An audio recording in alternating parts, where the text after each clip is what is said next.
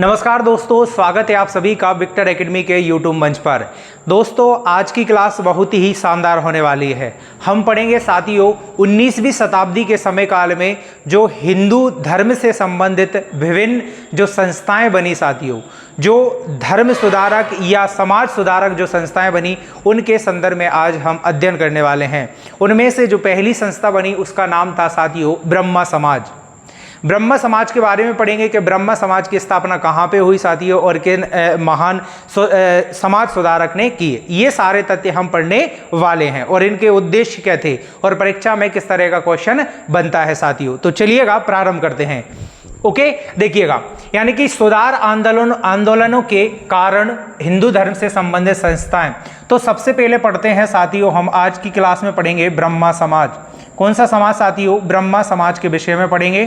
तो सबसे पहले मैं उसकी पृष्ठभूमि थोड़ा सा आपके सामने बता देता हूं कि 19वीं शताब्दी में पश्चिमी शिक्षा ने बंगाल के शिक्षित युवकों का ध्यान हिंदू धर्म में व्याप्त बुराइयों और अंधविश्वासों की तरफ गया साथियों, और इसी बुद्धिजीवी वर्ग ने आधुनिक भारतीय राष्ट्रवाद में अहम क्या निभाती है साथियों? भूमिका निभाते हैं। ओके, और क्योंकि 1813 में, कौन सी सन में साथियों?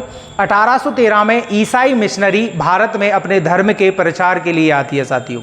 जो ईसाई धर्म की शिक्षा प्रणाली को भारत में यानी कि फैलाने के लिए ईसाई मिशनरी भारत में आती है साथियों। ओके, उन भारत और प्रचारकों ने भारतीय सभ्यता, संस्कृति, सामाजिक कुरीति और अंधविश्वास पर हिंदू एवं इस्लाम धर्म की जो मान्यताएं थी उन पर क्या करी साथियों? छोट करी।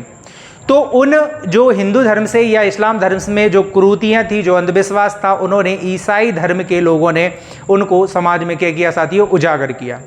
उन्हीं के हिंदू धर्म के जो अंधविश्वास या रूढ़िवादी परंपराएं थी, उन्हीं से हटकर कई समाज उद्भव हुए साथियों, जिनमें से ब्रह्म समाज एक था। तो चलिएगा दोस्तों, प्रारंभ करते हैं ब्रह्म समाज। बंगाल में प्रारंभ हुए समाज सुधारक आंदोलनों के नेतृत्वकर्ता राजा राम मोहन राय थे। यानी कि बंगाल में जो समाज सुधार हुए हैं साथियों, उनका जो नेतृत्व किया था वह किया था साथियों राजा राम मोहन राय जी ने। किसने किया था दोस्तों? राजा राम मोहन राय ने किया था। इन्हें भारत में नव जागरण का अग्रदूत, सुधार आंदोलनों का यानी कि जो सुधार आंदोलन थे उनका प्रवर्तक और आधुनिक भारत का पिता कहा जाता है और नव प्रभात का तारा कहा जाता है। भारतीय राष्ट्रवाद का भी जनक कहा जाता है और भारतीय पत्रकारिता का भी क्या कहा जाता है साथियों? इन महान समाज सुधारक को भारतीय पत्रकारिता का भी जनक कहा जाता है। ओके, आगे देखिएगा। अब बात करते हैं साथियों इसकी स्थापना के बारे में। तो ब्रह्म समाज की स्थापना हुई साथियों 20 अगस्त 1828 को। कब स्थापना हुई साथियों? 20 अगस्त 1828 को राजा राम मोहन राय ने कलकत्ता में ब्रह्म समाज की स्थापना की। ओके, अब ब्रह्म समाज के मुख्य उद्देश्य क्या थे साथियों? ब्रह्म समाज के मुख्य उद्देश्य थे कि हिंदू धर्म में सुधार लाना और सभी धर्मों की अच्छाइयों को अपनाना और मूर्ति पूजा का विरोध और एक ब्रह्मा की पूजा का उपदेश देना। उन्होंने एक ईश्वरवाद यानी कि एक ईश्वरवाद का समर्थन किया और सभी धर्मों की आपसी एकता पर भी जोर दिया ब्रह्म समाज यानी कि राजा राम मोहन राय जी ने। और ब्रह्म समाज के सिद्धांतों और दृष्टिकोणों के मुख्य आधार थे साथियों मानव विवेक यानी कि तर्क शक्ति और वेद और उपनिषद। तो ये ब्रह्म समाज का मुख्य कहता साथियों उद्देश्य था। अब ब्रह्म समाज की आगे की जो कथा कहानी होती है उन अंशों को हम समझते हैं दोस्तों। तो चलिएगा प्रारंभ करते हैं। तो बात आती है एक ईश्वरवादी मत के प्रचार हेतु उन्होंने 1815 में कि एक ही ईश्वर है, सबका मालिक एक है, इस मत के प्रचार के लिए साथियों उन्होंने आत्मीय समाज की स्थापना की। 1815 में आत्मीय समाज की पहले ही यानी कि ब्रह्म समाज से पहले ही 1815 में उन्होंने आत्मीय सभा की क्या की थी साथियों? गठन किया था, आत्मीय सभा का गठन किया। ओके, अब 1822 की बात आती है साथियों। 1822 में एक अखबार निकाला साथियों, यानी कि फारसी भाषा में अखबार निकाला जिसका नाम था मिरात उल अखबार। क्या नाम था साथियों? मिरात उल अखबार का भी प्रकाशन किया दोस्तों। ओके, अब बात आती है कलकत्ता यूनिटेरियन कमेटी का गठन 1823 में राजा राम मोहन राय और द्वारका नाथ टैगोर और विलियम एडम द्वारा किया गया। ऐसी बात आती है कलकत्ता यूनिटेरियन कमेटी की स्थापना किसने की? तो इन तीनों शख्सियत ने की साथियों 1823 में। ओके, अब एक और बिंदु बहुत ही प्रमुख है कि 1821 में बांग्ला भाषा में एक इन्होंने पत्रिका निकाली, एक अखबार निकाला जिसका नाम था संवाद कौमुदी। अब संवाद कौमुदी में क्या था कि ये भाई अच्छे अच्छे विचार लिखते थे। उनमें से सबसे प्रमुख विचार इनका था कि भाई एक तो संवाद कौमुदी का प्रकाशन किया कौन सी सन में साथियों? 1821 में, बांग्ला भाषा में। ओके, इसमें सती प्रथा के विरोध के लिए, किसके लिए? सती प्रथा के विरोध के लिए अपनी पत्रिका का प्रयोग किया भाई सबसे पहले। ओके, कि अच्छे अच्छे लेख लिखते थे जिससे समाज में कहीं ना कहीं सुधार हो, सती प्रथा क्या हो जाए साथियों? बंद हो जाए। ये विरोध में अच्छे अच्छे लेख लिखते थे। ओके, राजा राम मोहन राय ने डच घड़ीसाज डेविड हेयर के सहयोग से 1817 में कलकत्ता में हिंदू कॉलेज की भी क्या की साथियों? स्थापना की। कौन से कॉलेज की भाई? हिंदू कॉलेज की भी क्या की साथियों? स्थापना की। 1825 में उन्होंने कलकत्ता में वेदांत कॉलेज की भी क्या की था साथियों? स्थापना की। किसकी स्थापना? वेदांत कॉलेज की। किसने भाई? महान समाज सुधारक राजा राम मोहन राय ने। ओके, अब बात करते हैं आगे की कहानी की। देखिएगा दोस्तों, मुगल बादशाह अकबर द्वितीय, कौन सा मुगल बादशाह साथियों? मुगल बादशाह अकबर द्वितीय ने, कौन से ने भाई? मुगल बादशाह अकबर द्वितीय ने राजा राम को, यानी कि जो राम मोहन राय था उसे राजा की उपाधि दी थी साथियों। किसकी उपाधि दी दोस्तों?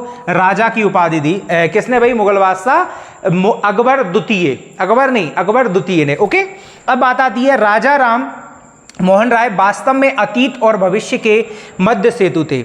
यानी कि जो अतीत और भविष्य के बीच में राजा राम मोहन राय ने किस पूर्वक काम किया साथियों? मध्य सेतु के रूप में क्या किया? एक सेतु के रूप में क्या किया साथियों? कार्य किया। ओके, आगे की कहानी देखिएगा।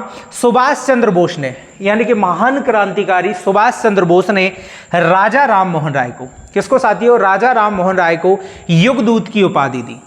किसकी साथियों? राजा राम मोहन राय को सुभाष चंद्र बोस जी ने युगदूत की क्या दी दोस्तों? उपाधि दी। ओके, अब राजा राम मोहन राय द्वारा सती प्रथा, बहुपत्नी प्रथा, जातिवाद आदि का क्या किया साथियों? कड़ा विरोध किया। और विधवा विवाह, अंतर जातीय विवाह तथा स्त्री शिक्षा का भी क्या किया साथियों? समर्थन किया। यानी कि राजा राम मोहन राय ने मूलतः सती प्रथा को बंद कराया साथियों 1829 में। ओके, ये पता होना चाहिए। ओके, ये भी क्या होना चाहिए? और भाई उन्होंने बहुपत्नी प्रथा के एक पुरुष एक से अधिक शादियां करता था उसका भी क्या किया? उन्होंने विरोध किया साथियों। जातिवाद, जो समाज में छुआछूत अपने चरम पर था उसका भी क्या किया साथियों? उन्होंने विरोध किया। ओके, और भाई दूसरा बिंदु कि उन्होंने विधवा विवाह भी क्या किया भाई? प्रारंभ किया। ओके, कि भाई विधवा महिला को विवाह करने का अधिकार होना चाहिए साथियों। ओके, और स्त्री शिक्षा का भी क्या किया? समर्थन किया। तो कितने महान समाज सुधारक होना चाहिए राजा रामचंद्र, ठीक है, राजा राम मोहन राय जी। ओके साथियों, आगे बढ़ते हैं। नेक्स्ट अंश देखिएगा। विद्वानों द्वारा ब्रह्म समाज को अद्वैत हिंदू संस्था का भी नाम दिया जाता है, या नाम कहा जाता है कि अद्वैत हिंदू संस्था कहा गया है भाई ब्रह्म समाज को। अब आगे देखिएगा। राजा राम मोहन राय प्रथम धर्म सुधारक थे जिनकी मृत्यु यूरोप की धरती पर हुई साथियों। ओके, वर्ष 1833 में ये महान सुधारक इस संसार से क्या ले लेता है साथियों? विदा ले लेता है। और इनकी मृत्यु यूरोप की धरती पर होती है। ब्रिटेन में स्थान था ब्रूस्टल। ब्रिटेन की समाधि का संबंध राजा राम मोहन राय से था। ये ब्रिटेन में स्थित है, यानी कि ब्रूस्टल की समाधि राजा राम मोहन राय के लिए क्या है साथियों? प्रसिद्ध है। ओके, यानी कि वहां पर इनकी महान शख्सियत की क्या है साथियों? समाधि है।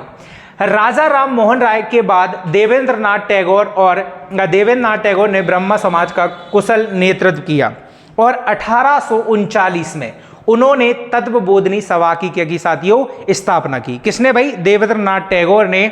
उनके बाद 1839 में तत्वबोधिनी सभा की क्या करते हैं साथियों? स्थापना करते हैं। उम्मीद करता हूं कि यह वीडियो आपको पसंद आया होगा ब्रह्म समाज से संबंधित। ओके, मिलते हैं अगली वीडियो में। अपना ख्याल रखिएगा। जय हिंद।